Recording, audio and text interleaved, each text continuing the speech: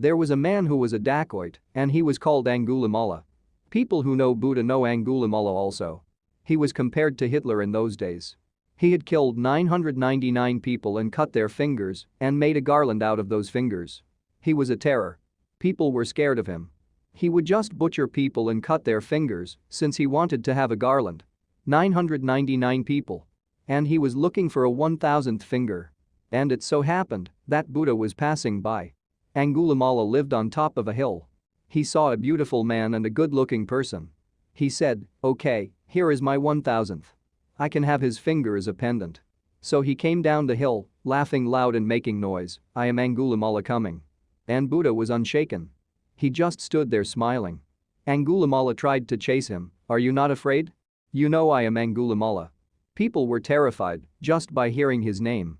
They had nightmares. People would run away. And here he sees a man just standing there, embodiment of peace, just smiling. With so much compassion and grace looking at him. Angulimala came in front of Buddha and looked at him, and he was stunned. A few minutes and then he melted. He didn't know what was happening to him. Angulimala fell at the feet of Buddha. Buddha said, "Yeah, go ahead. You want my finger?" But Angulimala could not. The amount of light and love just shook Angulimala. He fell at the feet of Buddha. And then he became a bhikshu, disciple. Buddha taught him meditation. He also changed his name. Everything in him changed. And people could not believe that. Angulimala was doing very strict austerities staying with Buddha. And Buddha taught him how to see the tension and irritation, frustration and ignorance in him that propelled him to do such work, and when they all fell apart, he was such a wonderful person. After few years, 10 years or so he was being near Buddha. Buddha told him, "You have now attained a very good state, now go and teach." Now this man goes out to those villages where he had collected the fingers to teach people there. When he goes, even after 10 years, people would not forgive him. They had all the vengeance against him, they were throwing stones at him. He had bruises all over his body. When someone saw him and asked, "What has happened?" But he was still, so peaceful, and he had a smile on his face. People said, "Here is someone who has come to help somebody, and then he was hit with stones and has been hurt." But he was never hurt from inside, he was still smiling. And when someone asked him, "How come you are smiling?"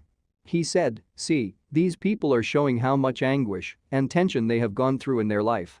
But for this supreme knowledge, I would have remained like this, and I would have made them more angry. I have created this anguish in them. And now that is being exhibited." He persisted, and when people saw that there is no reaction from Angulimala and that he is still smiling, still calm, still so peaceful, that's when they started coming back to him.